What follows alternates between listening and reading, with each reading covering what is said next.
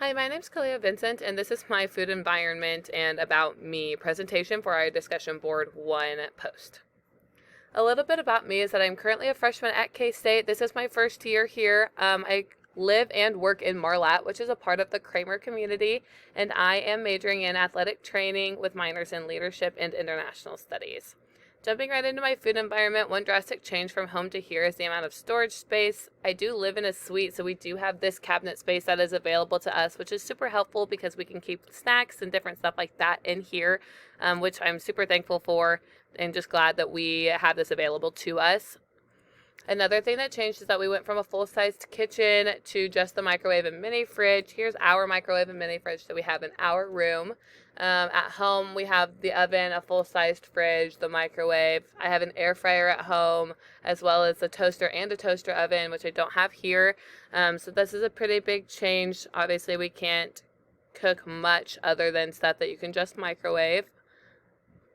Another thing that changed is that I'm now buying my own groceries. When I'm staying at home, my parents provide that for me. So moving here and having to provide that for myself is a lot different. But I am thankful that we have stores that are reasonably distanced away. They're not too far.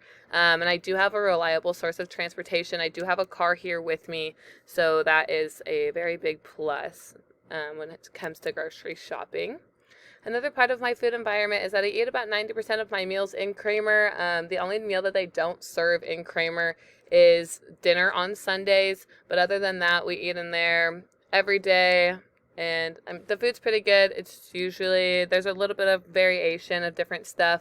But there's also like stuff that stays the same all the time. Like there's always pizza. There's always the same type of food at Southwestern. And the grill's always the same as well.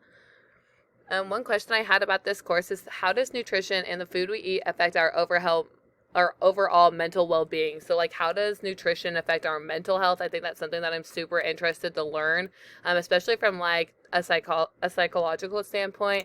It's really interesting to me to see how all of that affects, how nutrition affects the way we act and how just how we feel on a day-to-day basis.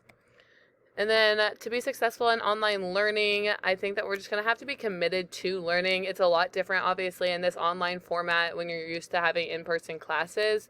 Another thing is time management and self-direction and initiative. Those kind of go hand in hand. You have to be able to manage your time and know how long it's going to take to like do certain things and get stuff done in a timely manner.